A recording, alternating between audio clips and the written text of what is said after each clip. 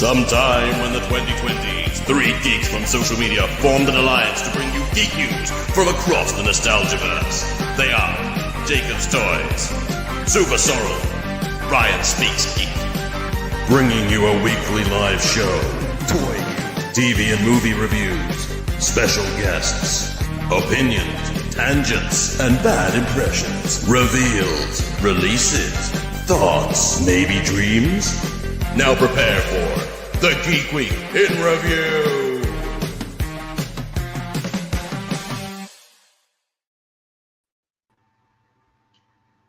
I still love it. It's such an epic intro, just such a massive build-up. Hello, welcome back to the Geek Week in Review. With me, Jacob's Toys, of course, the wonderful one and only SuperSorrell, and our good friend Ryan Speaks Geek. Thank you very much, everyone, for tuning in. As always, we really do appreciate all the support and all the rest of it. Do check out everyone's social handles. Give them a follow if you don't already do so. And do have a look at the geekweekinreview.co.uk. It's our website. Not really much on it, just some links to our socials. But it's all been revamped, so that's really cool. Just quickly in the comments, started with a click. Shelley, nice to have you back in the UK. Thanks very much for tuning in. Jedi Gemini. Hey, Gemini. Jedi Gemini. Andy H, how you doing? Gaki's Toy Box, awesome intro. Thank you very much. We do enjoy it. We do like it. So yeah, here we go. Quick thing, I'm not going to be around all night. I'm just here for the beginning, and then I'm going. Leaving these boys to it. Yeah, dangerous. I got to go and do some spray painting. Like it's got to go and some tags. Not like in a GTA style, by the way. Let's just throw that out right there now. No, I've got to go and do it like as a job thing. Is Jacob's Toys Banksy? No. Sorry. Not quite. I can draw some smiley faces. No, I need to go and do it all. Harry Scott James Plays, how you doing in the chat? Nice to see you. Thanks everyone for tuning in as always. So, what's on the agenda tonight, boys? Not a lot's happened this week. It's not dead, a lot's happened. So, like the fact that you're not going to be here, I really don't know. Because let's be honest, what normally happens, me and Ash go off on a massive tangent, start misbehaving, and you rein us back in. But you're not here tonight, so it's going to be me and Ash talking absolute rubbish the whole time. Talking retro, Star Wars, toys, and horror. I'm going to say, before I do go, the only thing I got in my delivery this week was a Tracksuit Mafia. And I've got to say, this is an action figure that is well worth picking up. So much so that I got 5 of them. Ridiculous. But they come with these really cool little ski masks. So I've got like the 2 characters, like Thomas and Kazi, I think his name is, or Kaki, or whatever it was. And then 3 ski mask guys. But they come with so many accessories. Look, loads of them. Loads and loads of accessories. So these are well worth picking up. And if you have been looking at spoilers, like Rectangular posted a load of kind of figures that are to come, you know that a D'Onofrio Kingpin is very, very close to being revealed. So it's going to happen. It is. Well, we've seen some dodgy kind of what is it? Nokia 3210 photos. Why is it always the dodgy photo? Why is it always a dodgy photo? Like, don't get me wrong, I'm not a massive fan of kind of spoilers and people leaking stuff and all the rest of it. But whenever somebody gets one of these like spoiler pictures, they're always taken on a really bad phone or a really bad camera. Like, is there an app for this? Is there like an app for leakers and spoilers? I reckon the guys that have factories. I reckon the guys at Hasbro have a bunch of really old phones with cameras in, and like Steve will just be like, "I'll take this one. It's like a 3310 with a camera extension." Yeah. If Steve gets fired because of the baseless rumors that you've started. But no, in all fairness, there was Rectangular mentioned a little while back. It's like the new What If wave, I think, or the MCU wave. It's got like the Secret Invasion figures and stuff like that. But there is a D'Onofrio Kingpin rumored for that wave. And in this blurry picture, there was definitely a D'Onofrio looking Kingpin figure smudge. So that's why I picked them up. Jake, before you go, can I have a little cheeky request, if that's okay? Depends what you're going to ask. Can you play one of the pieces of music from the library for a quick second? What now? To say, but I need background music. Yeah, okay, we could do this. Give me a number between 1 and 8. 4. This is Feeding the Ducks. Over to you, Ryan. Hello, Geek Week in Review. Last week, we had a lot of fun, but I also dropped a C-bomb. Now, a C-bomb is a word we can't repeat here. Unfortunately, it was flagged by YouTube, and I'd like to apologise to our audience. We don't like that kind of language. I just got really angry about Ezra Miller. I'm not saying it's justified, but it probably is justified, but I'm getting off track. However, this is a family-friendly show, and it may sound like there's some cheesy porn music right now, but... His mic's cut out. Oh, damn it. Well, that's an apology wasted. Done. I apologise. I'm good. Oh, brilliant. Brilliant. It was like you were revealing some dodgy government secret and the caught up to you right at last second. Yeah. Maybe I was. We'll never know. Yes. No, Ryan was very naughty last week and dropped some foul language. YouTube didn't like it, despite all the things we talk about and our character is literally called Cocaine Bear. That was the thing they had issue with. So that's fine. That's fine. Yeah. I have to give a shout out to Shelley as well while we're talking about the bear, because she did tag us all in a picture that was what was it? Crackoon. The raccoon on crack. Like, this is there may be the a new wave, character in the works. This is going to be the wave. This is going to be animals tied in with drugs. And we're just going to get a whole wave of different. It was like the Sharknado tsunami. Remember when Sharknado came out, and then there was like alligator hurricane, hippopotamus to sun tsunami. Let's not forget Lavalantua, which actually crossed over with Sharknado. Whoa! Yeah. See, I used to love B movies. I used to absolutely love B movies. I had a whole collection of them on DVD, and it was like Shark Attack 2, Shark Attack 3, The Revenge, Shark Attack 4, Not in the Water, Shark Attack 5, You Thought They Were Gone, Shark Attack 8, In Space. But yeah, so I used to love them. In space. Yeah, I used to love them. But Crackoon, I'm not sure I can get behind. But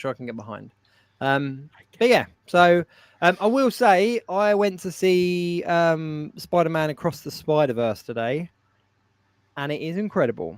It is absolutely phenomenal. If you are a fan of Spider-Man in any context, it's worth seeing, because there are so many Easter eggs, crossovers, little kind of it's just brilliant, absolutely brilliant.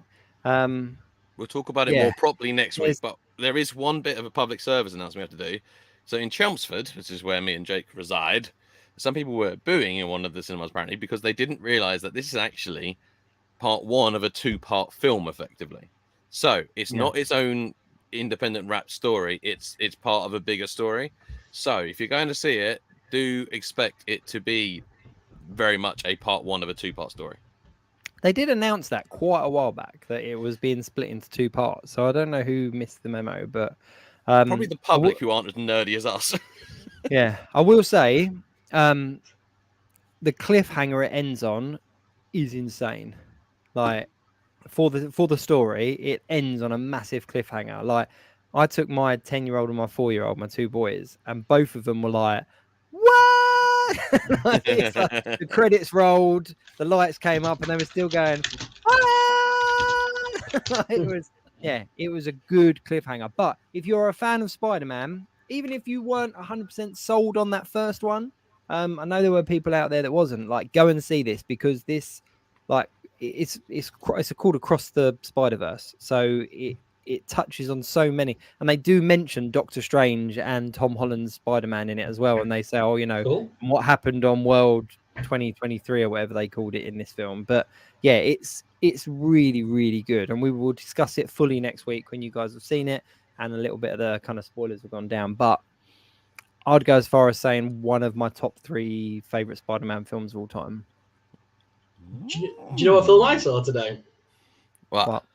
I went to see the Little Mermaid with my daughter. Oh, so close to seeing that. Do you know what? I went in a bit skeptic. I was like, is it My Little Mermaid? I grew up with the cartoon. Do I like this version? She actually killed it. Halle Bailey killed it. She's a really good Ariel. I bet. I bet. Her voice is phenomenal. I have Oh, no insane. doubt. I'm Insane. just not Even a that big fan of trailer. live action And remakes. I'm it's just not. But it's not. This one isn't, because they've introduced 4 new songs that have been written by Alan Menken, who wrote obviously all the songs for the original and Beauty and the Beast, and he also helps do the stage plays. And it's Lee Manuel, whatever it's called. He does a lot of the music for it as well. So really decent. I actually enjoyed it. Lin-Manuel Miranda. Yeah, I can never say his name. Manuel Miranda. That's the one. Yeah. Yeah, and I know that, but I didn't see the new Mulan. I didn't see the new. I definitely didn't see the new Lion Kings. That really didn't interest me. It just doesn't really do much. I mean, I'll probably watch them at some point on Disney Plus when I've genuinely gone through the whole catalog. I'm like, yeah. But I just, There are some that are absolutely phenomenal. There are some that, they're okay. Whatever. You can watch it on a rainy day. I'm going to just quickly jump in on some of the comments about Spider-Verse. So Connor's in there and he said, agreed, Cross Spider-Verse is honestly a 10 out of 10 from me. The movie has made me want the Legends a heck of a lot more. And I completely agree. When the Legends dropped, because they did a full wave, they had Spider-Man, Miles Morales, Gwen Stacy, The Spot, Robo, Spider, Terminator Woman. Yeah, that was the special one. Jessica Drew. 2099, Jessica Drew. Spider-Punk. And Spider-Punk. And everyone was like, yeah, whatever, they're rubbish. Like, people really hated them. But after seeing the film, Spider-Punk, without a doubt, is going to be a massive womp for everybody. He is just wicked. Every single one of those characters. The Spot, brilliant. One of the best villains we've seen in a while. Just the way it goes. You've just got to go and see it. Go and see it. But there is definitely going to be a second wave. Definitely going to be a second wave. They introduce Indian Spider-Man. That's obviously from the comic books. There's a massive comic book story arc, but they've changed his design and changed a bit of his backstory in respect of him. But he is quite a key character in it. And there wasn't a Legends figure of him, so there definitely is going to be a wave 2. Without a doubt, definitely going to be a wave 2. And while I'm on it, just dropping little kind of shout outs. Check out RDJ Custom Creations, because he's working on a whole bunch of unmasked heads, accessories, bits and pieces. So do go and check him out, because if you're a fan of the Spider-Verse figures, he's your man. He's your man. Cool. Right. I'm going to dip out. Let you guys get to it. I'm going to go spray paint some stuff. I'm going to channel my inner Miles and spray paint some stuff. Yeah, enjoy the show. I will pop back in maybe at the end and just kind of see it out when I'm there. Maybe even give you a little sneak peek as to what I've been spray painting. But yeah, cool. Well, I'm going to dip out. I'm going to leave you guys to it. Have a good show. Dangerous. See you later, everyone. Bye. Keep it geek. Get out. I have got this long list of things we said we can only do when Jake's not here. So do you just want to crack on with it, or? Okay, I'm still here. Do not enter that list. Do not enter that list. Put that list in the bin. I'll see you later. Well, I want to suck the joy out of it. Damn it. Oh, dude, what? It's one of those weird weeks where not a lot's happened, but we've got so much coming up. Like I think Shelley said, like, you've got Transformers out this week, then it's The Flash, Indiana Jones. Obviously, like, there is just so many things that are now going to be sort of dropping in such a quick time that it's going to be like nothing to talk about, then everything to talk about. But speaking of Indiana Jones, here's a little fun thing. I say fun, irritating thing I found out. So all the advertising that Disney Plus have been doing about Indiana Jones is finally on Disney Plus. They keep saying about the Young Adventures of Indiana Jones, which is a great series, which when I was a kid, I had a couple of dodgy tape from TV episodes of, and I've actually got all the DVDs now, which was a bit of a pain to track down, but I got them all on DVD. And they kept saying that it's going to be on Disney Plus, and they're going like, oh, it's the first time it's all there. And there's even like a guide to how to watch them and stuff like that, because they're in a bit of a different order. However, they're not on Disney Plus. They're definitely not in the UK. And from what I've seen in a lot of people in the US, and Canada cannot find them on Disney Plus either. And so I contacted Disney Plus because I was like, excuse me, please.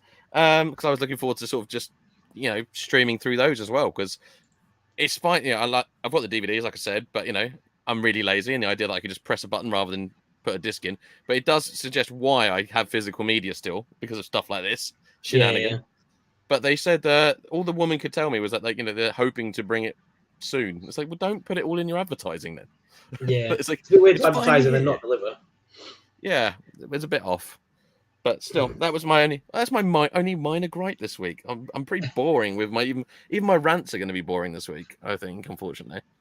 So, Little Mermaid, what would you give it out of 10? Because you've seen it. What would you go out of 10? So for me, I would give it probably about a 7 out of 10. It was a decent movie. It was very good. I liked the new songs. The new songs were fun. Two things that I would change in it: the guy that played Triton and the guy that played Sebastian. They were just trying to be live action animated versions, if that makes sense. Like the crab was just trying to do it. It was like an imitation of the crab from the cartoon. It needed to be its own character. Yeah, basically, that's what it felt like. It felt like they just got someone to go and watch that film and repeat, and just get someone to try and do the voice. Exactly, it was weird. Whereas, which is weird because when Disney did the live action sort of stage showy version for Disney Plus, they used Shaggy, and he was perfect as Sebastian. He can't really sing that well, but it was like it was just his whole really being from the Caribbean for one, and the fact that he could actually move and dance, and he played it really well. And a bit like Dwayne Johnson, like he can't really, he's not a big singer, but entertainer. Exactly, entertaining. That's it. Yeah, but I would definitely say it's a good movie and worth a watch. It's probably one of the better of the live action remakes. So far, the live action remakes have been naff, but this one were alright. I enjoyed this one. She saves the day a lot of the time. She's a really good actress.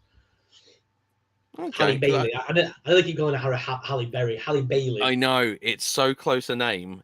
And the problem is, if you do that, people go, "Oh, you're being racist." It's like, no, I'm not being racist. The names are really similar. It's like there's like a couple of syllables. That's all we got.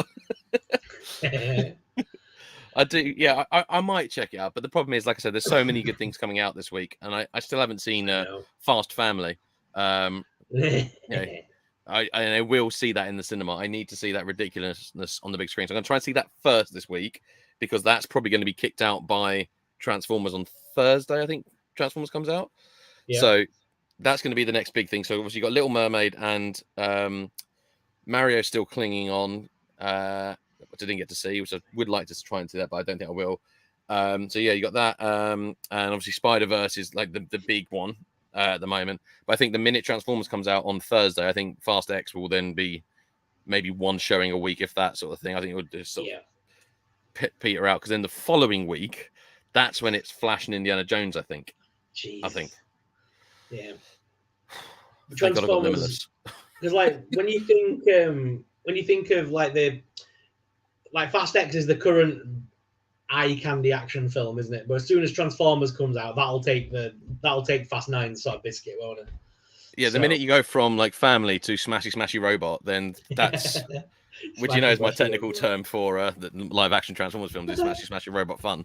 The minute that comes in, it's going to be out the door. Out the door. Speaking of physical media, hang on a second. I had to get this week.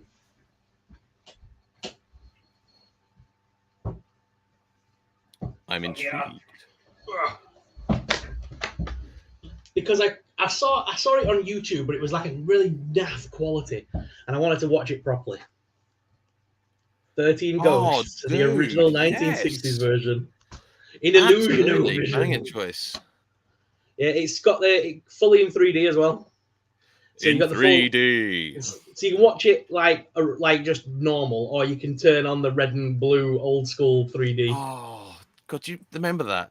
Like that was like when it was 3D. That was what I know. They got it's the perspective 3D is all the rage, but I miss like old 3D when it was like someone goes like that, and like you go, oh, my face, and it was like you said with the red and the blue, which always makes me think of Back to the Future 2, I think is because one of the guys from the future always wears 3D glasses, even though they're just walking around as you do. Yeah, because with this movie, obviously 3D wasn't a thing back then. So like when it was like real, because like you look at it and go, how can anyone be scared of this really? But then all of a sudden it comes out the screen at you and it's a real prop, and it's something goes woof. You're like, wait, hang on a minute, witchcraft. Yeah, even I saw at one point went, wait, is that like I moved back from the screen? But Oh, there you go. Andy H. He goes, he thinks the reason Young Indy isn't on Disney is that it's owned by Amblin Entertainment, and they're one of the few companies Disney doesn't own. I like the caveat of yet. Yes. True. That could be it. But then why have Disney been advertising it? That's what I want to know. Well, that's just if Disney managed to get Amblin Studios, pull it away from Universal, I think Universal Studios would cry because they would have no theme park left. What's your ride? Well, we've got a ride. We've got Transformers and Harry Potter and Fast X, and that's it. Yeah. And one of them is a family experience. Sorry, couldn't resist. What Universal Studios? What have they actually got there still? Because a lot of their big rides are gone now, aren't they? Like a lot of the. Is Spider-Man still there? Because Spider-Man's still there, yeah. So like, they must pay a lot in royalties because obviously Disney now owns Star Wars. Now own Marvel. Sorry, so they've still got the Marvel land in Florida. Spider-Man's still there. The Hulk's still there. It's all there, but it's just, it's like you leave Disney property and you're like, okay, let's go to Universal, and then Marvel. Yeah, can't escape never it. far away from Disney. No. One day I'll own the world. I just imagined when Disney first bought Marvel, I just imagined that Disney would impose some form of Mickey Mouse statue just in the middle of Universal Studios. Like, remember who owns this shit now? Yeah. Like the Universal logo under the boot of Mickey Mouse. Just remember who you work for, really. What the fun part is though, Universal Studios are about to break ground on a new theme park. And we don't know what it's going to be about yet. And a lot of people, because like one of the big sellers for Universal every year is the Horror Nights and doing the horror stuff. So everyone's saying if they could make a theme park with a few rides that are mainstays for the year and then have that as the new horror grounds. So they can keep the Harry Potter stuff and everything separate from the theme nights and have a theme park just dedicated to that stuff. That would be amazing. That would be good because also it's a gap in the market. Because obviously Disney don't really have a horror. No, exactly. Theme. So yeah, that could be really good actually. Because there's a lot of people that just like horror themes.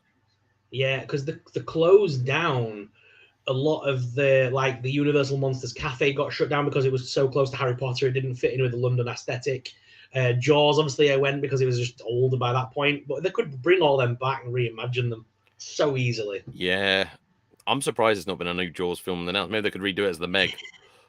Yeah. I don't know who owns the Meg, but yeah, as Shelley said in the comments, obviously they've got Mario now. Mario Land's going to be the new big one for them because obviously they've brought Mario into Illumination and a part of Illumination Entertainment.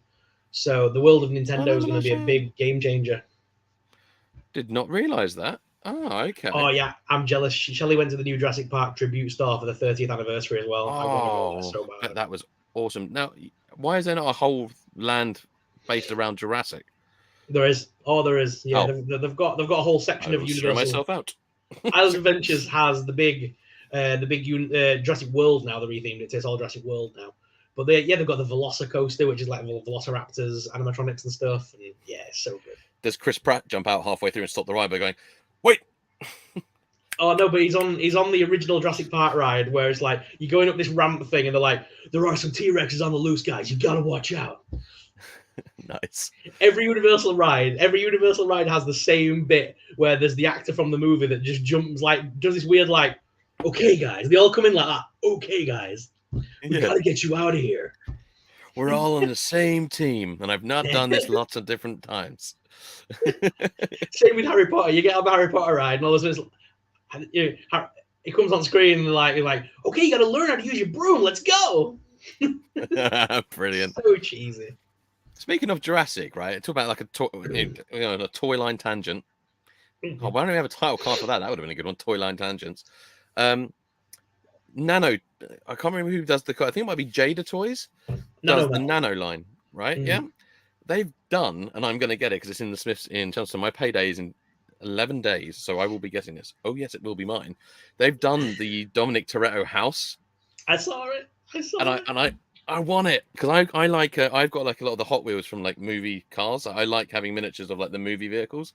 Mm. So sometimes it's Matchbox, sometimes it's Hot Wheels, and sometimes just random ones. Like the Futurama one was just a random one that they did. But they've done the house from obviously Fast and Furious, and I do want it. I do want it. And then they've also now done the gates from Jurassic Park in the same scale. Yeah. And I'm like, oh, it's really suckered me in because I'm like, And you yeah, can now get those packs of the cars now from Jada that come like one blind one and then a couple of ones like from the movie. So you got like Batman Returns, animated Batman. Yeah. Oh, if they do a little bat cave or something, and then they do the. Because if they release the Dominic Toretto house, and if they release all the little cars like the pink car, the blue car, the green car from the first film, park them outside of it. Oh, That's so all good. I want. That's all I want. Is my little slice of family in that scale. But yeah, nano toys. I think it's a great idea to do that because like play sets are obviously something that aren't really made as much anymore. So I know you got that great carry case one, which is a lovely example of why you can still make play sets work and make them functional as a carry case. But I think that's a great way of doing it, is using it on if you're going to do it like a nano scale, like micro machines or things of that nature. Always going to find something. I'm always curious when Ash just walks off screen because you just never know what Ash is going to come back with. Well, just because we're having a bit of a tangent now, just having a chat. Welcome to a live unboxing by SuperSorrell. Oh, hey Andy, how's it going? Andy, how you doing? So this is awesome. This place.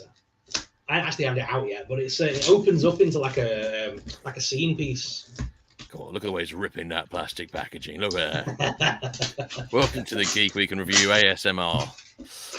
This is the second week in a row we've done an unboxing now. I opened that pack of cards last week, I think, wasn't it? Or was it the week before? It's going to be a new thing now. We have to open something on each episode. So there's the boxy box. Nice. And then if we It reminds me flip when it you used to around, get those big DVD sets. I I love that. It's the ride from the movie. That's so nice. It comes with a really nice little like proper little clasp as well at the side. Oh, I like that a lot. So you open that up, and then we've got the final builder piece there for Tiny as well, who's the final like, the builder character. Oh, so you kind of had to get the playset to get Tiny, but who was going to pass up on this anyway? Obviously, it comes with 2 trays, so you open it up. There's 2 trays in there. They call him Ash 2 trays. But yeah, it is very nice. You couldn't not get those figures and not finish it off by getting this playset. I don't think it's like so Agreed. iconic. I think it's nice to have something though that is like like when you collect a line. I know they do it with builder figures, but there is something nice about like having a bigger item at the end to kind of go like, oh, look what we've done, and you can actually see like the whole journey of that sort of toy line. But that artwork is so nice. It's got all the characters down the side that fit in the playset. Collect them all. Collect them all now. Captain Spaulding, Baby Firefly. Sounds like the weirdest band ever. But I have to show you this. So I went a bit nuts this week. I went to HMV and I had a little bit of a party. Oh my god, dude! Are they all horror figs? These are all horror figs. So I couldn't help myself. What did you get? Come on. Well, HMV were having a little thing where it was 20% off, right? NECA products, because I think they're kind of getting rid of NECA in HMV because they're not selling. So 20% off if you buy a lot is quite a big chunk. So Texas Chainsaw Massacre, the retro carded one, and they gave me £3 off because of the broken side piece, which I open it anyway, but £3 off extra. Yes, please. Awesome. Is that like the ones that are a bit like the Mego figures? Is it like that kind of? Yes, yeah, so they're based on Mego and they've all got cloth clothing. Oh, so, love that. Texas Chainsaw. Interesting franchise. Halloween 2, the ultimate version. So it comes with I think that's my favorite Michael Myers they've done. Yeah, it's a nice one, that one. It comes with the skull inside the pumpkin as well. Oh, that is nice. Yeah. I'm probably going to have to check out my HMV now. American Werewolf in London with a lithograph cover. Oh, they do good packaging because like that they opened the book. Was it called the book style? The book that style, looks good. Yeah. And the thing is, you can army build these ones, so you can make multiple of the soldier in different forms. Oh, that's interesting. So you could army build it technically. I love that you're saying that, and does that mean you're going to be going to HMV now with that 20% off and going like, oh no, I have to army build these now. Oh man, no, I have to spend money. Cloth Pennywise and other Cloth Pennywise. So both. Oh, so we've got Tim Curry as well. Yeah, so I had to go for Tim Curry as well as the new one. So the new is the Bill Skarsgård. Ha. Sorry. I'm a big fan of the old, like the old school Tim Curry one, right? So my friend, that was like one of the only horror VHS she owned, and it absolutely used to terrify her. So I'm only watching it when you come round. So we'd go around and watch it. I'm just like, I kind of feel like you don't like this film. She's like, she goes, no, I do. I was like, but you never, like, even when we watch it when we're around, she's sitting there like going like this. I was like, yeah. So you've probably seen about 10% of it. You've seen the eye of it, and that's about it.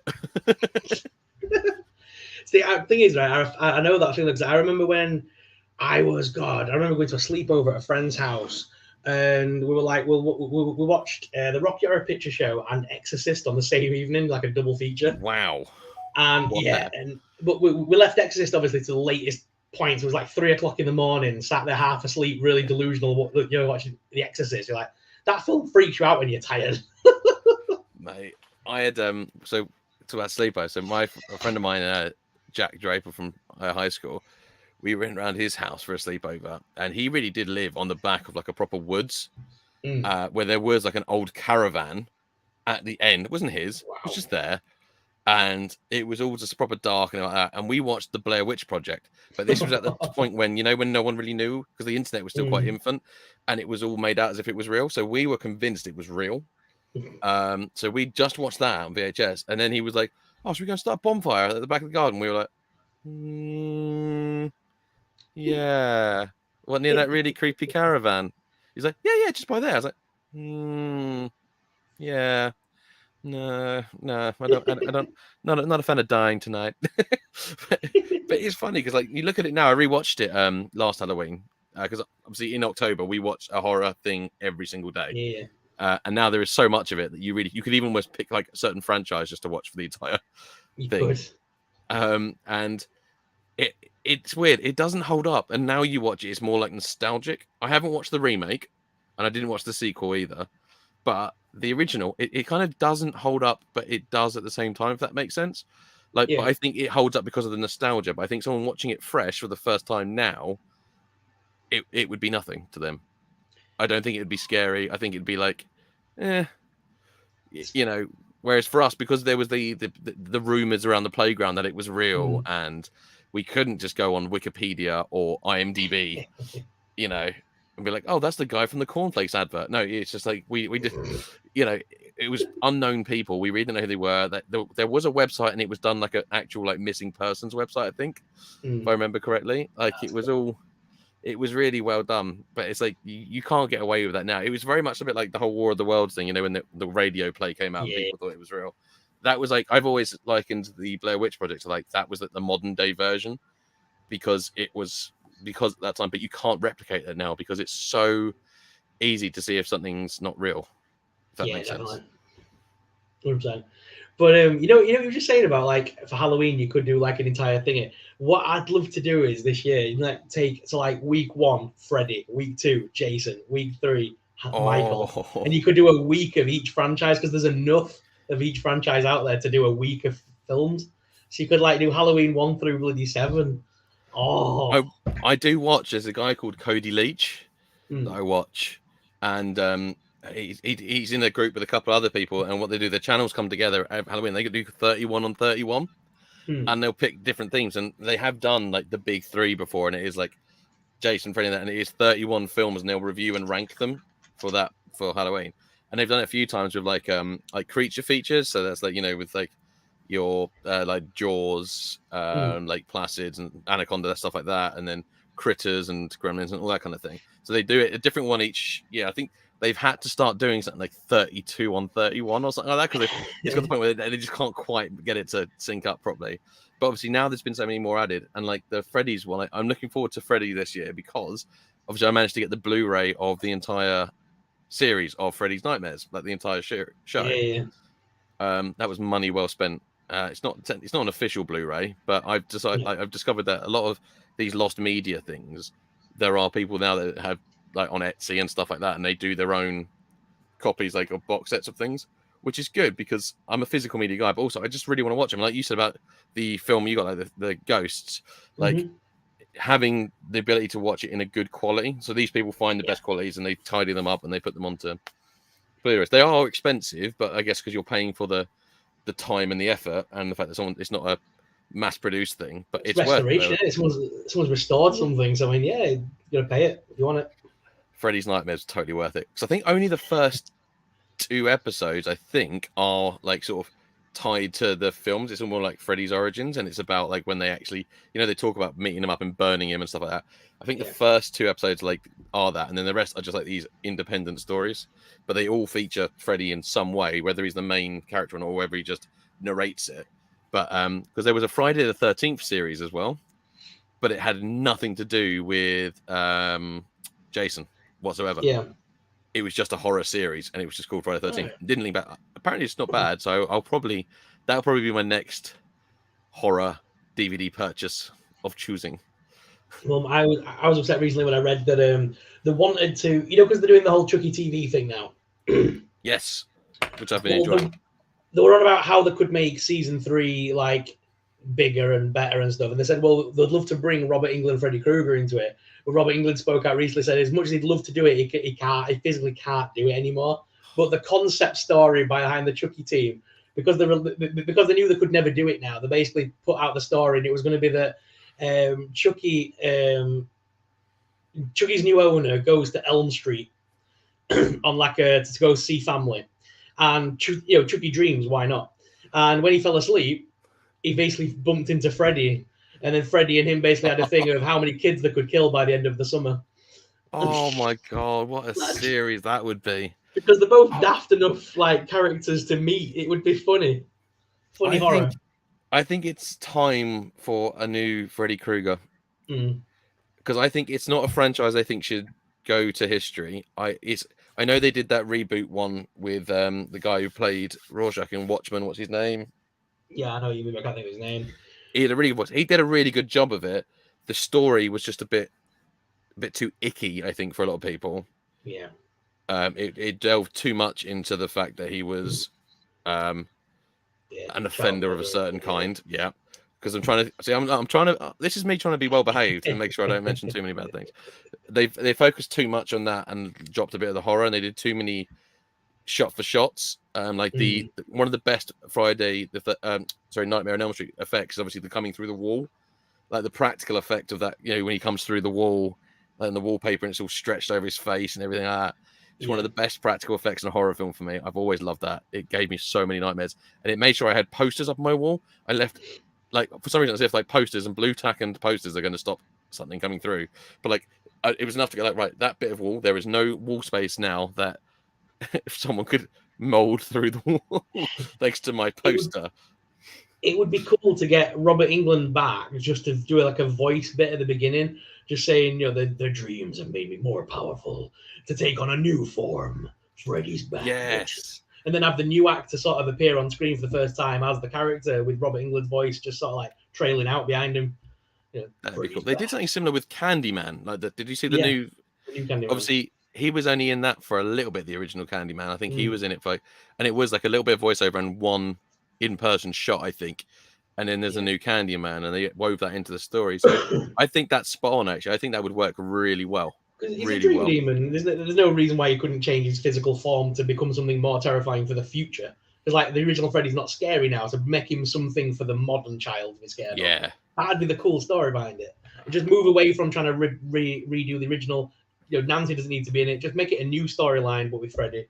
That'd work. We are getting a Jason series, though. We are. Which is good. We're getting a Jason series. We're getting an Alien series, which has now got a name, Alien Romulus, I think it is, which has just led to so many people making fake Star Trek posters. Out of all the aliens I've seen, his was the most human. Can you imagine? But that would be. Why have we not had a comic crossover of that yet? That would be good for a comic crossover. I will speak to IDW. But yeah, I think the Jason series has got a lot of potential. Horror series, I think, is a good way to go forward for a lot of these franchises. Because Chucky, I think, the Child's Play reboot they did, where they completely did a new twist on the story, with the AI stuff, I thought it was really relevant. It was really clever. It didn't have the same impact, but it was still really good. However, the TV series, like you said, has leaned into that silliness, and I think that is just that's the way forward. And I think that's what we could do with a lot of these franchises. Plus, it's just nice to have something kind of like horror to watch on TV. Have you been watching the new Chucky TV series, season 2? Have you seen season 2? Oh, yeah, I'm well up to date, and I was super stoked when it got to like the fact they've announced. I think it's like season 3 and 4, maybe. I want to say. Yeah, he's coming back. But yeah, I love that they introduced like Jennifer Tilly's sister in it and things like that, and they sort of brought all that stuff into it. It's so weird. They that's someone who's really read the books, and even they got what's his chops from Lord of the Rings back to voice Glenda. Yeah. Like, it's just like, that's brilliant. Like, it's, and obviously we've got a whole new season coming now, but I really liked the Chucky series. It was one of the things where my missus was like sort of so about watching it, and so I put it on. It was just in the background, and then I realized that she was really into it. I was like, do you just want to actually just watch this with me now? I was like, yeah. What have we had in the way of toy news this week? Have we had any? Not a lot at all. It'd be hard to share this without Jacob around, but let's have a look. So there's been some more DC Multiverse and Spawn listings that have appeared online. Again, without photos, it's really weird. But we're going to get a Bat Santa, apparently. Bat Santa. One of the, yeah. Not Joker's like Santa, like Batman as Santa, or does it say? It literally is just called Bat Santa. So that has been listed. Jim Gordon as Batman from Batman Endgame is coming. Okay, yeah, that can work. That'd be a good figure. Superman and Brainiac from Injustice 2 is coming out. Okay. Okay. Merciless Gold Label. Don't know them. And then Batman from Hush, apparently again. We've had like 2 of that already, but okay, why not? Yeah. And then maybe it'll be in the style of the animated film, maybe, just to make it slightly different. And then Dark Knights of Steel Batman. Whatever that is. Yeah. Thing is, I read DC more than I read Marvel, like comic-wise. And it's weird because I actually don't have many like DC. I don't really have any Marvel figures here other than retro ones. Obviously, because you know I'm not a Marvel Legends collector. I know that's anyone who watches the show regularly will be shocked at that announcement of mine. But I read DC more because I think I kind of realize I like darker comics. Like I think there's such an atmosphere in DC a lot of the time, and I think that's why I was really happy about the DC films that came out to start with. Like they were quite dark, and I really liked the Batman. I think I really like that sort of dark, grey sort of aesthetic and that feeling of like, it's like the whole point of the hero is it's like it's a bit of hope in a hopeless world. Whereas Marvel, it's like, you know, Captain America. Let me grab some comics that I've got this week because there's some good ones.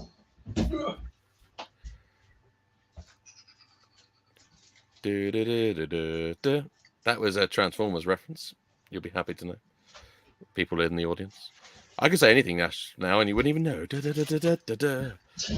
So, like you were saying, I too have gone through this. Thing of I'm sick of superheroes. I've got to this fatigue of saving the day. I've got bored of it. So, as you can see, my room has changed drastically, and so has my comic reading. So, Creature Commandos by DC. Yes, I'm really excited for this film. Exactly. The new series and films coming out, so I thought, why not read the book? Absolutely. So awesome. basically, Universal monsters taking on Nazis. What's not to like? Why are films always better when Nazis are the villains? I think because it's like a real life evil, so it makes it suddenly more satisfying when they get defeated. But I tell you what, you'd like definitely out of the books that I read. I don't know why I think about you when I was reading these the other day, but oh, Ash, I'm just glad that you're thinking of me. You're very much into the same sort of like style of horror I am, which is like that old school 80s nostalgia vibe horror, which is a bit funny, a bit daft, but serious. So, you know Archie Comics? Yes. So they make a lot of horror books, and they're going all out at the minute. Oh yeah. So we've got like the Cursed Life of Sabrina, which is awesome. very different to the Melissa Joan Hart one. This is the original like horror version of basically that is what happened to Miss Kinkle this week. Wow. Then My you've got Betty. Doesn't seem so bad now, does it, YouTube? So you're Betty from Betty Veronica. She was at a friend's house. Well, it was Josie the Pussycat's house, And basically, she was the final girl, so she was the one that survived like a serial killer. Awesome, like that. And then they had Jinx, the Cursed Life, which again is why Satan has helped Josie and the Pussycats become famous. God.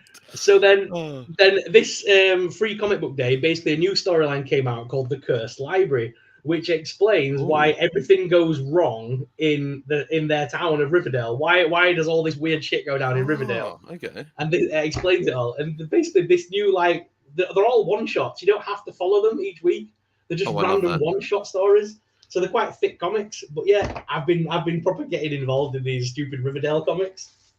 Is there any horror fans in our core audience, by the way? Because I know we have like some people that watch us every week, which we frankly are flattered. You know, it's lovely of you.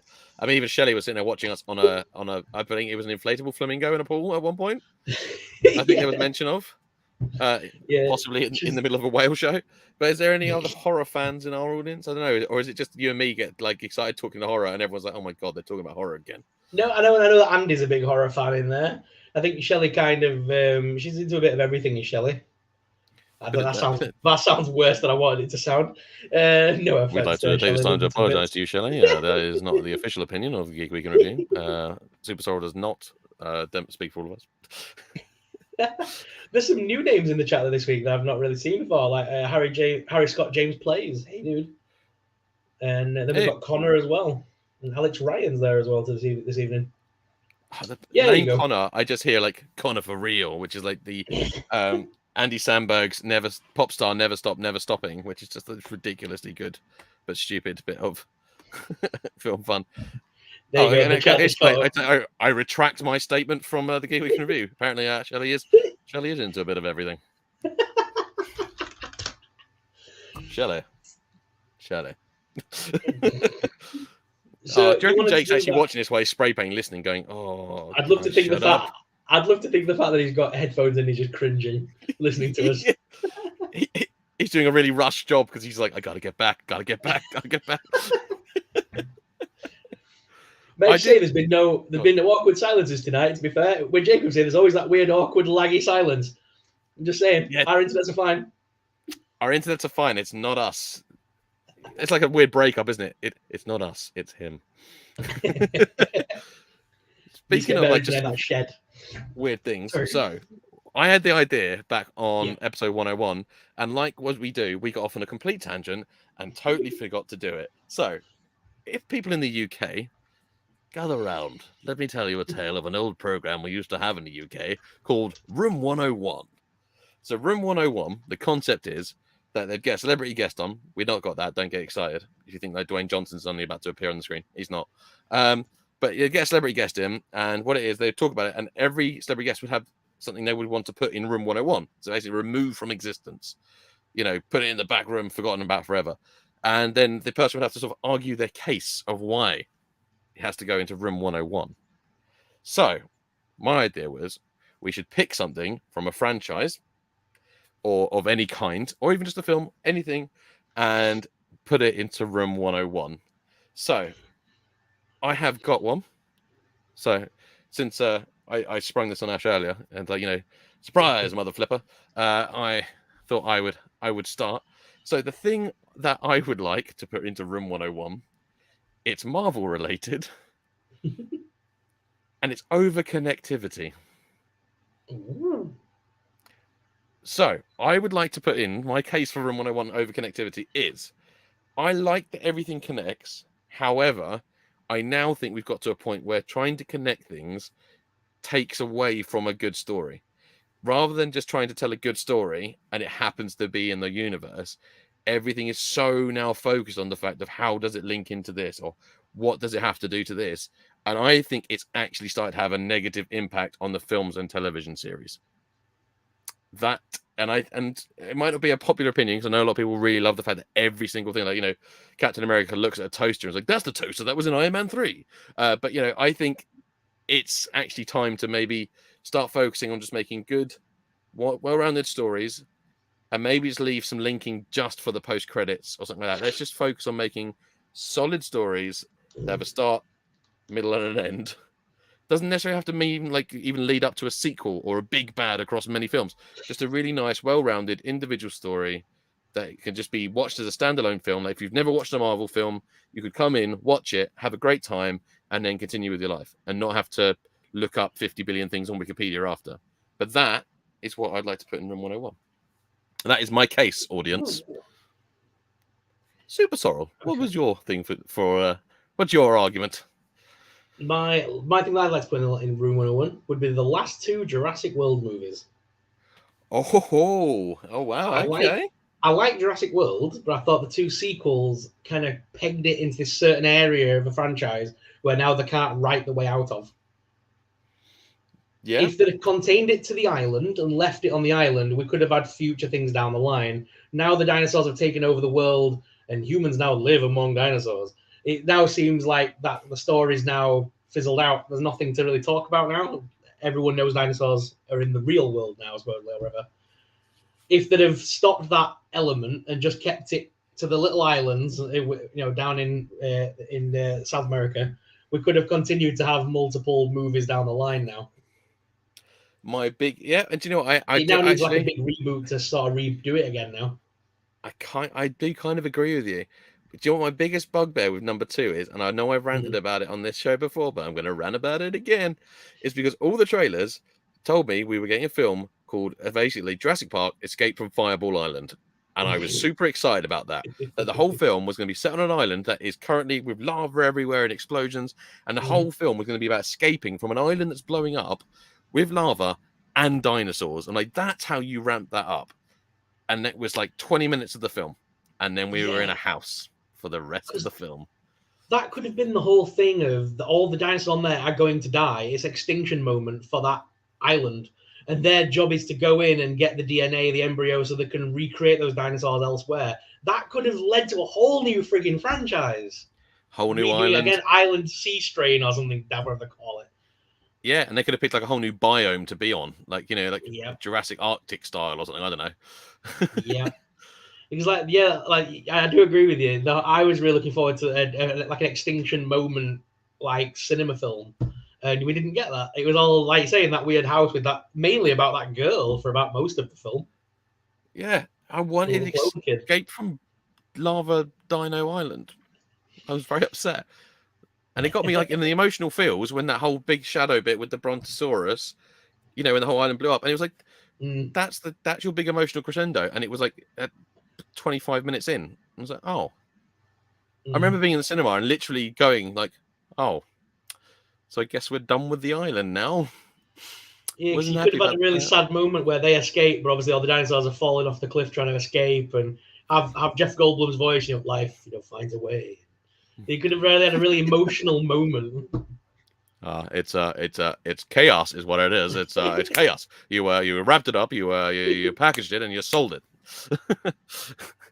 My sister-in-law's friend met Jeff Goldblum and described him as gave him the warmest and gentlest of hugs, which is the only way I think you could describe something from Jeff Goldblum. Maybe when dinosaurs ruled the world, Planet of the Apes, but we're talking dinos. You laugh. That was almost Jurassic Park 4. So. Wow. The cancelled concept, and if you're watching this, go and look it up. The cancelled concept for Jurassic Park 4, it got really weird. It was human dino hybrids. So it was basically dinosaurs with human arms that could carry guns and stuff. I bleep you not. It was absolutely... I'm trying to be really good with the swearing thing. It's actually a lot harder than I thought it was going to be. But it was actually a concept where it was going to be dinosaurs with human arms, like hybrids, that could carry guns. Yeah, after watching Jurassic World, there was that little bit of me that wanted to see some form of spin-off movie of Vincent D'Onofrio with somewhere in Iraq or Afghanistan with these remote-controlled velociraptors absolutely tearing things apart. That would have been this nuts. Week on Raptor Force. Don't bother sending the seals. I've got the raptors. Oh my god, that should have been the tagline. You've seen the seals, now get ready for raptors. That could have been the tagline for it. And then Vincent D'Onofrio just stares at a painting for half an hour as well. It is going to be a good one. It is going to be a good one. In Room 101, I would put Finn and what's his face's storyline out of the sequel trilogy and left it just to be about Rey. If you get the sequel trilogy, if you get the sequel trilogy and take away the unbearable side quest and just left it to be about Kylo Ren and Rey, it would have just worked better, in my opinion. He was just the trait. Once Disney said we're not going to use your character, but you're going to have to be in because you're in the first one, and you're just going to trail along following them. If they'd have maybe gone in more on his character, but for me, because they didn't, he was just pointless even being there after the first film. Yeah, do you know what? I'd like to disagree, but I can't. Yeah, I really can't. I would just put Boyega in room 101 to be fair. So, right, the thing is about the character of Finn. It was a really interesting concept, and the idea of a rogue stormtrooper is a great one. The idea potentially of him having force abilities as a stormtrooper, even more intriguing. And then what they did was they said no, because that would be really entertaining. So they put him in an inflatable water suit and then sent him to a casino. Which, if you took out the film, really doesn't actually have an impact on the entire story. But then you've also got the bit with Holdo as well, where it's like that should have been Admiral Akbar because there was no emotional weight behind it. And it's not because I know the internet were like going like, oh, it's because it's a woman. It's not. It's because it wasn't an established character. If you're bringing a character in to make a big sacrifice, it needs to be a character you care about, not one you got introduced to like 10 minutes before they die. Because otherwise, it's getting very Dawson's Creek, like in the old episodes, like one of your favorite characters is going to die tonight, and it's like, oh, this is my cousin Steve. Remember how much you love him, and then he's the one who dies, and then they cry about the whole episode. Like, who the heck is Steve? See, I would as much as Admiral Akbar would have been a great one. I would have loved if obviously Carrie Fisher hadn't have passed away so soon to the film. If she was still around, I would have loved to have think that would have been her role to do. Yeah. Imagine because like that would have been emotional. Bear the Princess Leia sacrificed herself to destroy the fleet. That would have been amazing. That would have been a much better way to instead of Super Leia. Mary Poppins, y'all. Yeah. Oh, Leia Poppins, y'all. If that's not a spin-off cartoon in Visions, I don't know what is. You can almost hear her voice saying it as well. Like, Mary Poppins, y'all. Yeah, it's gone from like, help me, Obi-Wan Kenobi, and then the last films, to be fair, as much as I loved her, it was like, Han, what's going on? It just reminded me of Little Nicky a little bit, her voice. It's really bad, and like, God rest her, because she was amazing. She really was amazing, and she did not give a flying F about anything, and I loved her for it. But her voice last week, it was really funny. It was like, Han, just bring our son back. That's why I loved the bad lip reading thing. You've seen that, right? Yeah. Between the scene between her and Han Solo, going, "Oh, you're so weird. You always want to frap, huh? I like monkeys," because you can just hear her saying it. She's batshit crazy enough. Oh my god, it's so good. I like the Seagulls one of that. I still think that's really funny. It is an amazing little song. She goes, stop it now. Okay, so you've got 2 for room 101. I need to have one more, and then we'll balance it out. Okay, what am I going to put in room 101?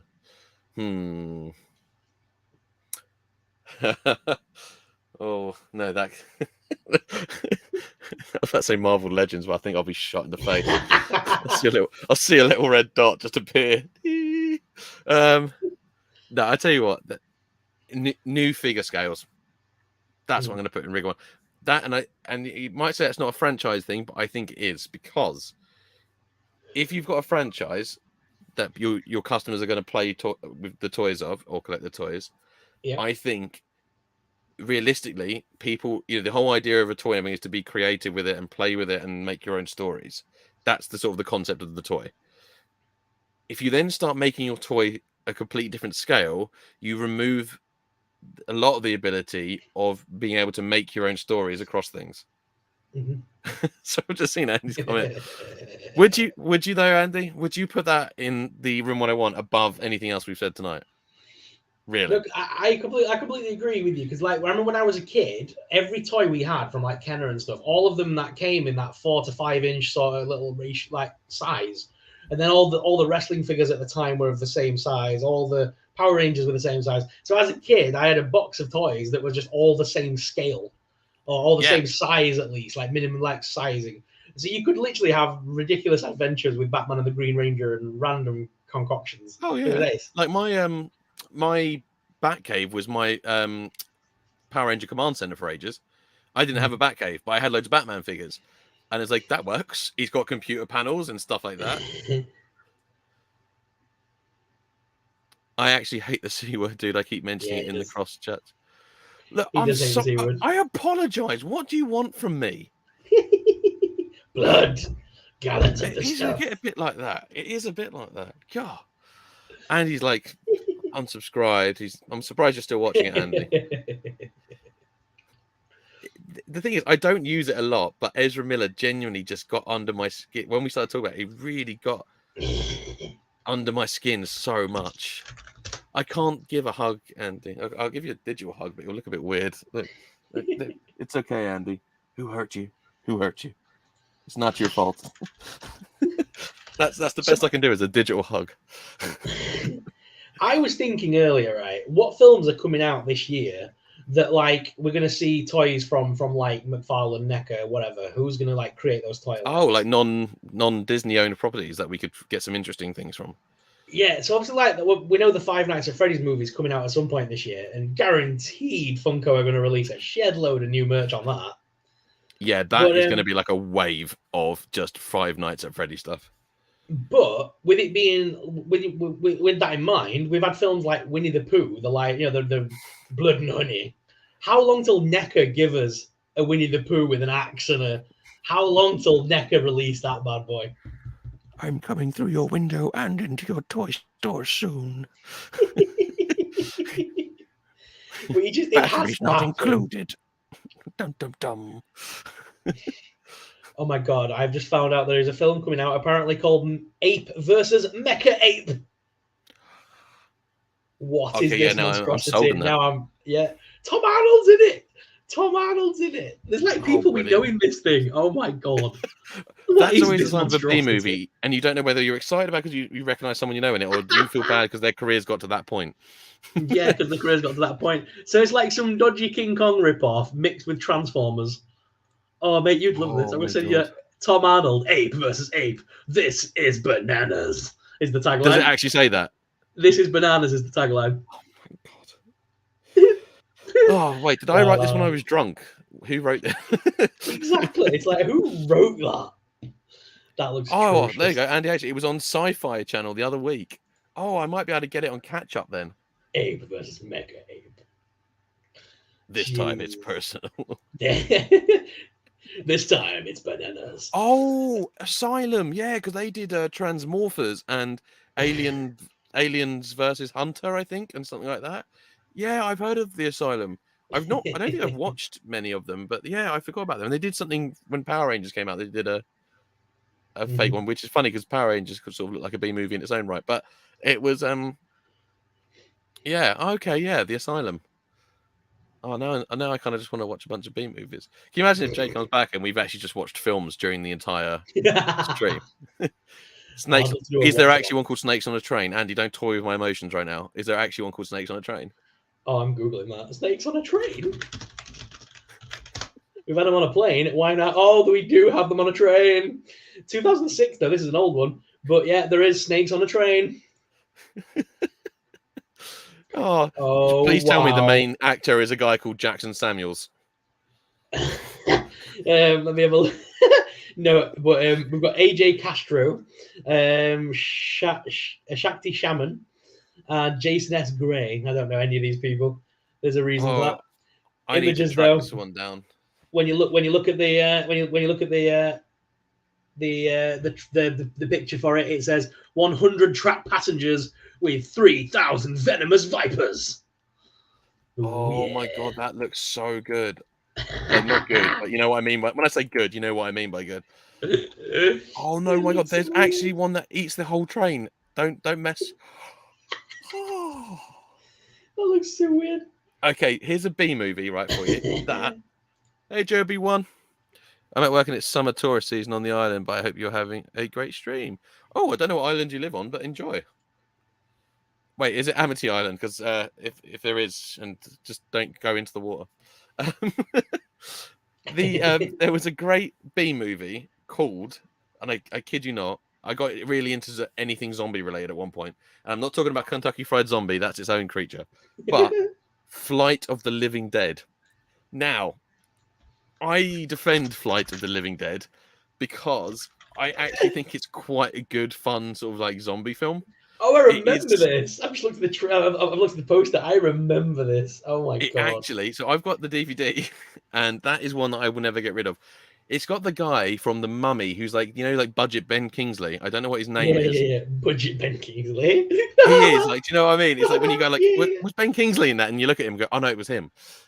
He's like the professor from The Mummy, like the original Mummy film. Yeah. I know what He's you a mean. really good actor, but he's in it. But like, it's actually a really decent one. So I would implore anyone to look up Flight of the Living Dead because it is B movie, but it is good. The man we're referring to is Eric Avari. Yes. Cockneys versus Zombies. That is a good movie as well. Oh god, no. This is the problem when we start talking about this stuff. I just start making myself a huge list of things. I'm like, oh, I'm going to go watch that now. And we've got like a million films coming out in the cinema. And I'll be like, oh no, I couldn't go to that. I was rewatching Flight of the Living Dead, Snakes on a Train, and Cockneys versus Zombies.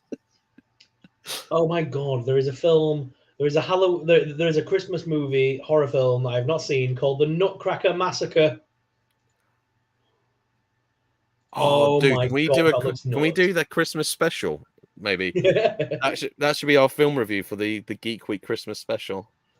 The Nutcracker Massacre. It won't be a silent night. I have. Oh my god, I love the tagline. I have got. I think it's like called Santa Claus Saves the Earth from Martians or something like that. And I haven't watched it yet. I got it ages ago for like £1, and I keep meaning to watch it. I haven't watched it yet. And then it turned up in the background of none other than the holiday special of Guardians of the Galaxy. Kevin Bacon is watching it, I believe. Yeah, he's home, and I'm not 100% sure, but just from the stills I've seen on the back of the DVD on what he was watching, I'm pretty sure it is Santa Claus Saves the Earth from the Martians. That's amazing. Yeah, this is why I love going to like HorrorCon, because you find all these weird and wonderful random B movies that have been out over the years, and there's some great ones in there. So here's a really fun fact for everyone watching. Do you know? That's it. Santa Claus Conquers the Martians. So here's a fun fact for everyone watching. I am actually in a horror B movie, a B movie horror. Which one are you in? I am on IMDb as Ryan Reed Gatherall, British-born actor. I was in a film called The Last Man. It was terrible. It's an awful film. But I am actually in a low-budget horror film. And it was in HMV for a little while, and it was quite cool to see my name on a DVD case in HMV. Terrible film. One of the reviews I remember for it that stuck out was just said, this film is bad, but I have to use over 200 words. Bad, bad, bad, bad, bad. 2019? Yeah. Oh, I found it. That is my very, very tiny claim to fame, is that Ryan Speaks Geek was actually in a proper B movie horror film. And I actually, spoiler alert, I am technically, I think, still under contract. If they were to ever make a sequel, they will never make a sequel. But if they do make it, I think I'm technically legally under contract still to do it. If that'd be funny to get a phone call in like a year's time saying, "Ryan, we need you back. It's time for The Last Man 2, Electric Boogaloo is coming to a cinema near you." It was awful. It was great fun though. It had a couple of like sort of. I think I was the only one who hadn't played a dead person on the bill in it. But yeah, like Albie was in, like Albie Brooks was in it. He was like someone in EastEnders for a couple of episodes. There was a guy, someone called Alice Henley. She starred in Rome, the HBO series. Yeah. She was in that. She did really well. And I did see somewhat like randomly a couple of years ago. When you kind of like wondered what happened to people. I was watching, there was like a lawyer commercial, one of those ones like, have you been involved in an accident that wasn't your fault? And all the lawyers walk across the screen like, that's why we come to Legal and General, blah, blah, blah, blah, blah, like that. And it was one of the women from the film. I was just like, you're not a lawyer. You're an actor. Wait a minute. This is phony. You're a phony. Are you ready? This is a micro-budget British horror movie. The DVD cover says it's the UK's answer to Blair Witch Project. They are both low budget and set in the woods. Unfortunately, this is where the similarity ends. I love people's reviews on stuff like this. I love reading like people's reviews. I think there was a 5-star review on it, but it was one of the guys who was in it. This is no Blair Witch Project, and to enjoy it, you really must have zero expectations. But then he ends it. But it's by no means the worst. So he's saying enjoy it. That's how I live my life. It's like just not being the worst. I'll never be the best, but just not being the worst. Just scraping above the bottom of the barrel. Brilliant. That's brilliant. But yeah, so it's if anyone finds it to watch it, I apologize in advance. I'm not very good in it. But it was. I was. I have to edit the. I'm gonna have to edit the trivia on IMDb now. Can you do that? I'm gonna have to edit it and just put Ryan Speaks Geek's introductory movie. Debut. Oh my god! Yeah, you should put Ryan Speaks Geeks now has a regular spot on the Geek Week in Review YouTube show. That would be a funny little link. Thing is, as a show, we've probably got more followers between us than half of the cast of the film. We've probably got more followers between us that have seen the film. Like I said, it was in HMV for a while, and like I said, the novelty of going into HMV and seeing your name on a DVD cover was awesome. However, I'm pretty sure my mum's got 300 copies. But it's a really awful, but it was a great experience. It was so much fun to do. I did like some of the makeup and everything on it, which is quite fun. But yeah, it was a lot of fun. But it's a terrible film. I just got out of college and I got back. I was back from America. I'd been in the States for a little while because I promised this girl I met on a ski trip when I was in high school that I would take her to a prom. She messaged me saying prom time, and I was like, "Yeah, I promised." So I ended up staying out there for a little bit. Came back, was back a grand total of 7 hours, and then I was straight on set to do the film, which was literally in the middle of a woods.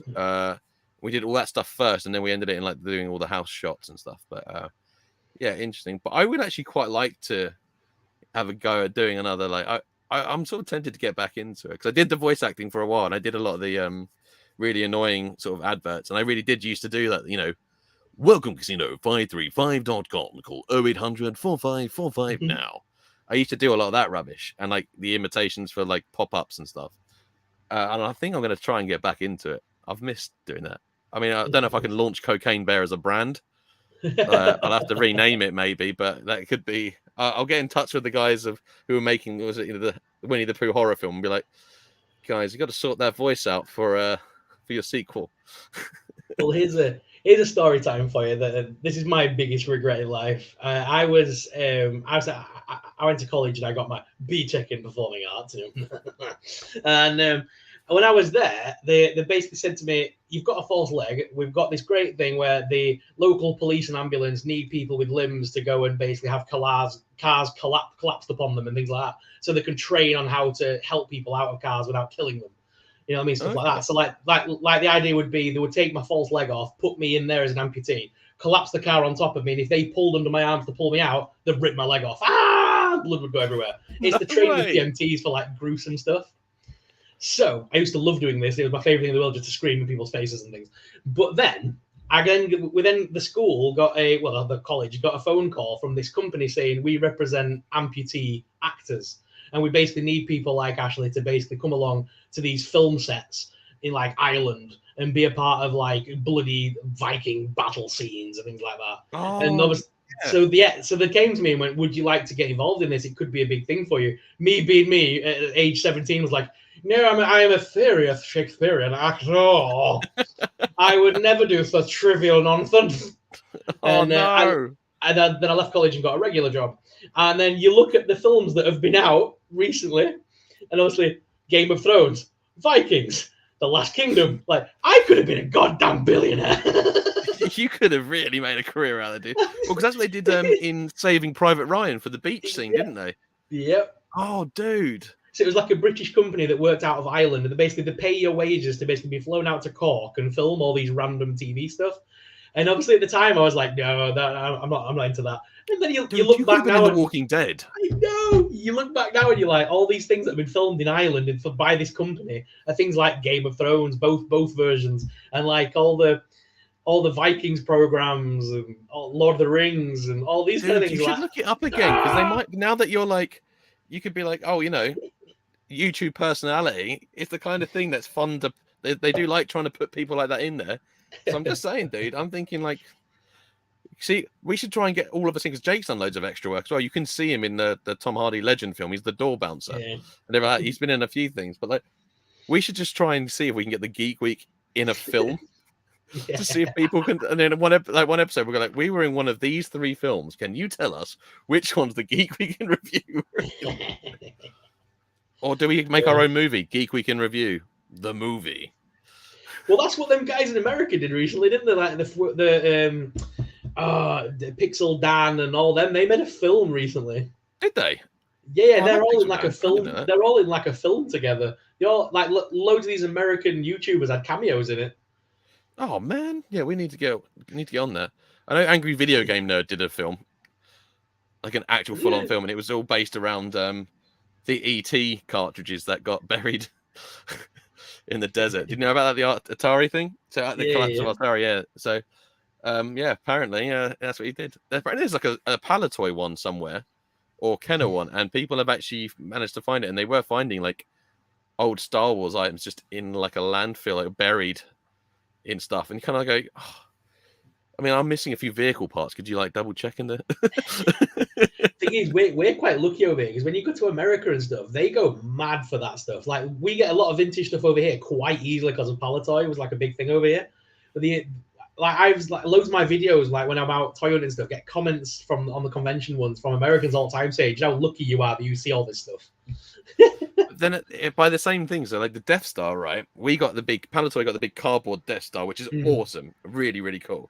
However, in America, they got like the Death Star Tower, which it was a full plastic playset, and it's so good. It had like a working trash compactor. I've got the Dianoga from it, like the monster from it, because I was a completionist with my figures. But like, oh man, it's a bit of both really, because they got some stuff we didn't get. It's a fair trade in my opinion. But Palatoy had a real charm to it. Plus, we had all the Action Force stuff they did, which is like English G.I. Joe, which is compatible with the Star Wars figure. So I've done some great sort of little custom pieces with that.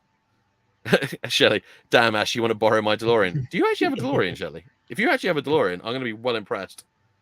I like Andy's comment. I started my own horror movie. It was my wedding video. Oh, I missed that. That's good. Oh, Andy, what do you like? Speaking of Palatoy, though, because I got that playset, didn't I, recently? The guy recreated like the whole design of it. That's really cool. And that's all. So even like all the pieces are actually like the printed cardboard, like they would be. It's cool how we did the box and everything for that. It's so cool. That's what it is. My favorite bit about it, though, is I don't know if you can see it, but up this bit it says ages 40 and up. So technically, I shouldn't be playing with this without a responsible adult around. But should have mentioned that in my review. Actually, I only noticed it after I'd reviewed it, and I was like, technically, I've broken the rules. Shelley, it's a Lego one. Oh, fair enough. What is the emoji that Arrival to Earth 07 has done? Clappy hands. Oh, sorry, I couldn't. On my screen, I was like, it's either holding like several wires or something, or. He's hot wired in the chat. We have a little group chat on Messenger, like me, Jake, and Ash, about like the Geek Week, so we can just sort of. It's meant to be so that we can talk seriously about what we're going to do in these episodes, but as you've noticed, it obviously is chaos.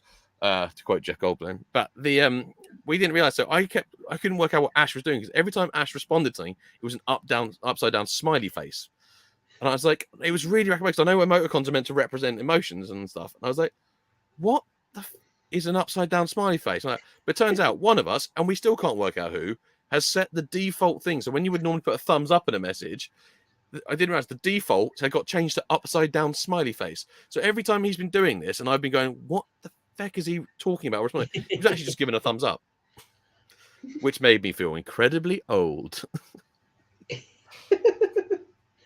Oh man! So what have you got coming up this week? Anything? Are you doing anything fun? I am gonna. This week's gonna be predominantly a cinema week. Just again trying to play catch up because I want to see Transformers on the day it comes out. But my new job means I do go to the city twice a week now, so it makes it a little bit harder to get to the cinema as much. But so I'm going to try and see. I'm going to Fast and the Furious 10 first, then Spider-Man if I get a chance to, and then Transformers. If not, it'll be Transformers then Spider-Man maybe. But I'm going to try and see all three this week. Somehow, just punish myself. The new Stephen King film's out this week as well, isn't it? The Boogeyman, or if it's out already, I think. Yeah, that's out now as well. Another one for the list. Oh, there's so many films out. I've still not seen The Evil Dead Rise yet. Oh my god, that is so good. Me and my friend Jim watched that the other week. Both big Evil Dead fans. It was a really good film, and it was the right amount of nods to the franchise without being completely reliant on saying groovy a lot and stuff though, which don't get me wrong, groovy. I'm a big fan of that. But and it's not the way, and no one's safe in it either. I'm trying to do it without spoiling it. No one's safe. Don't get comfortable.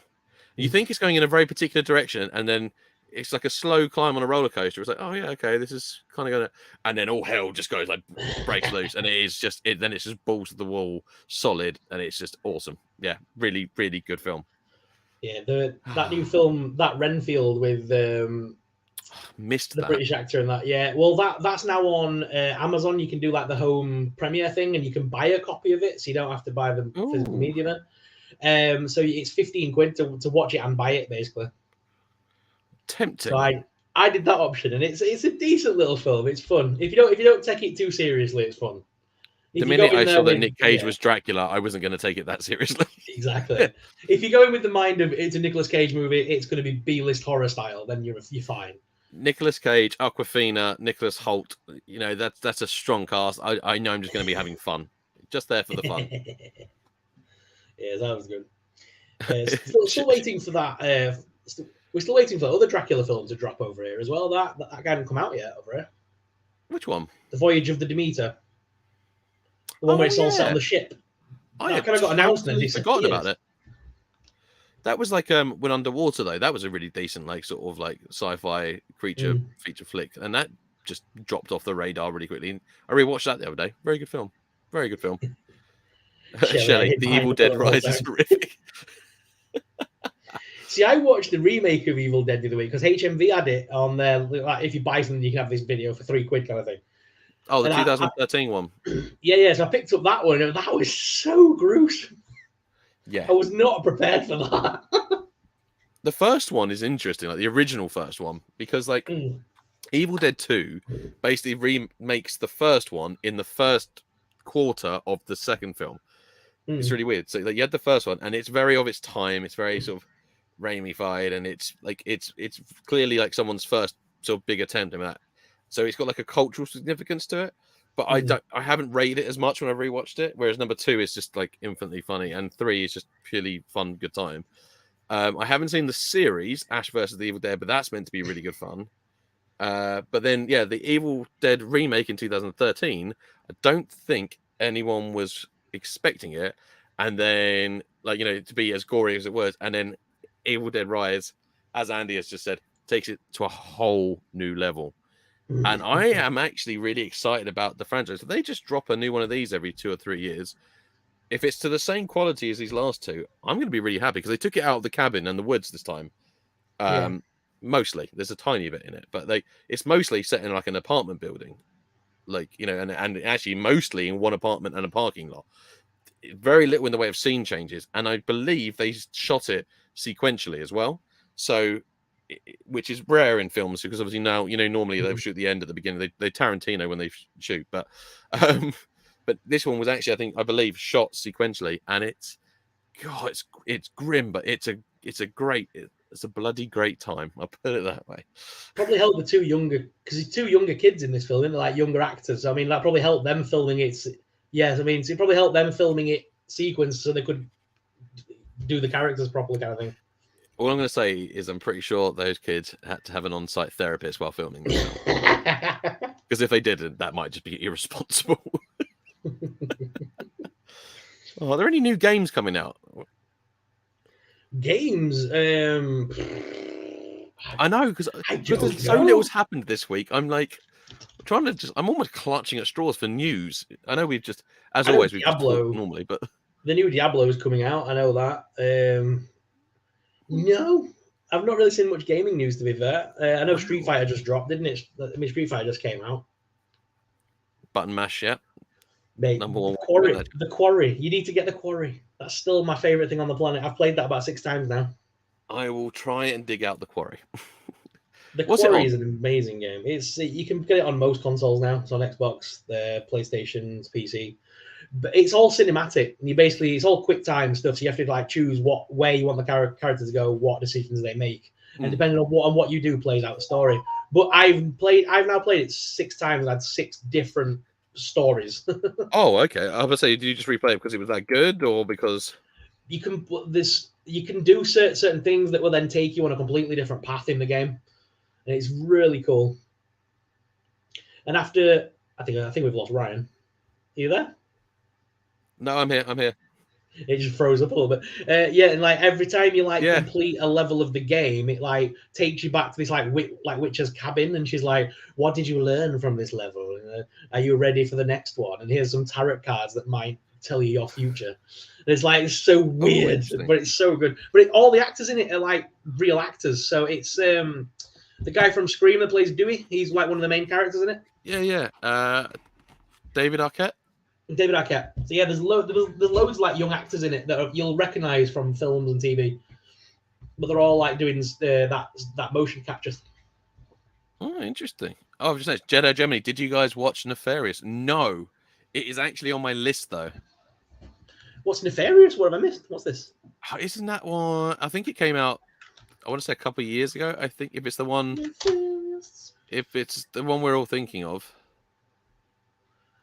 On the day of his scheduled execution, a convicted serial killer tells a psychiatrist that he's a demon. I think that's the one I'm thinking of. And I think it's on my ever-growing list of films to watch. That sounds weird. But I do like an audience recommendation, so I will maybe boost it up my list a little bit then.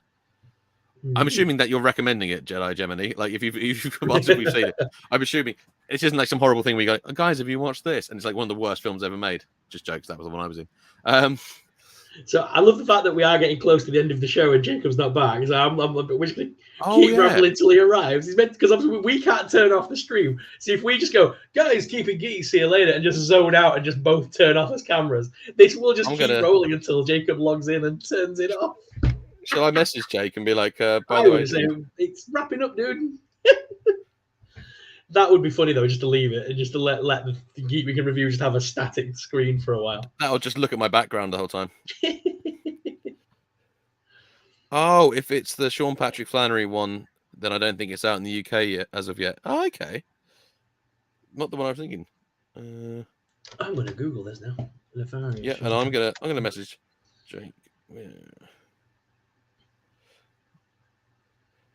I do like this. It's like we've been allowed to play and we have to message our dad to come pick us up now. I just feel that, doesn't it? Do you know what I mean? Like, come ahead with me. Yeah. Parents have got to be home by just after 11, if you wouldn't mind. I've messaged him, but I bet you he's lost track of time. He will have done. Or he's really high on pain fumes. Oh, Andy, thank you very much. Andy has reached out to me and sent me a message, which has got a whole list of Asylum films. That is going to take up some of my time. That's definitely for sure. Love that. Okay, yeah, I'm going to really get into this list. I'm going to be that guy who just watches now B movies. This should be the bit where my other half is like, can we please watch something that had a budget just once? Oh, man. Could be worse. Could be Turkish Star Wars, maybe. That's super levels of budget. I love Turkish Star Wars so much. That's something I need to get on DVD. Actually, I did watch my other half watch the holiday special last year. All of the Turkish remakes, they're just amazing. They're just so cheesy. They really are. I actually don't know if Jake is coming back. I think Jake might just be gone forever. Welcome to this special late night edition of the Geek Week in Review. Oh god! We're going. It's going to be a 24-hour just me and Ash talking horror and all the things that Jake doesn't normally let us talk about.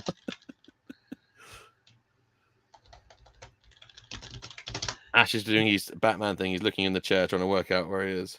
He's like, Jacob, where are you? Do my Scooby-Doo impression.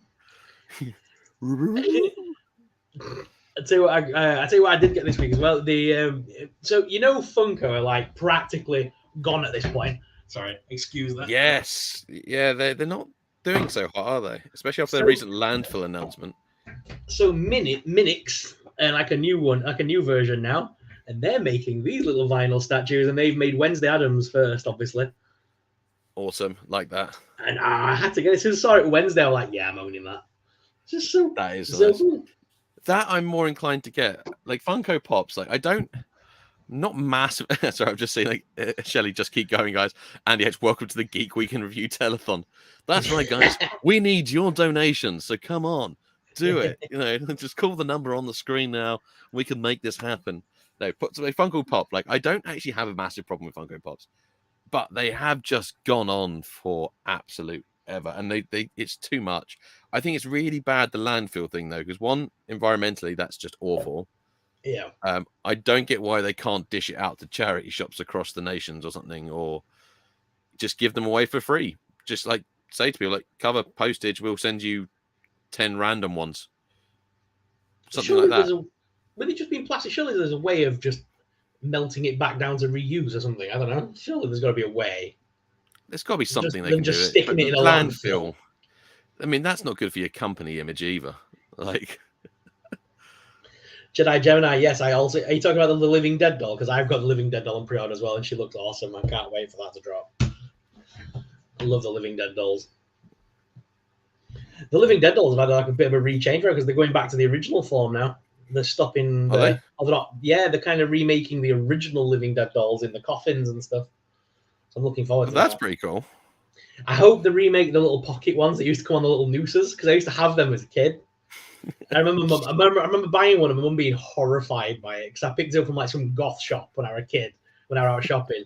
My mum just said it was a nun, blue in the face, hanging off a little rope, and they were. I was 5. It's like I was like 7 or 8, and my mum was like, "Where did you buy this?" I'm like, the shop. I like it. It makes me feel safe. There he is. There he is. Hello. You all right? Yeah, we were prepping up for a telethon. So I'm outside spray painting. So cool. Right, we done? Yes, Dad. We were like, please tell me you're going to end the show by spray painting the camera, because that would be pretty bad. No. I mean, ruin your phone, but it'd be worth it. Some random spray painting. Right. Cool. Let's do it. Damn, he's here. Oh, Jake, we didn't even do anything off my list. Oh, did you not? Right then. Do you want to do your outro? Until next week. No, you can do it. Keep it geek. So guys, thank you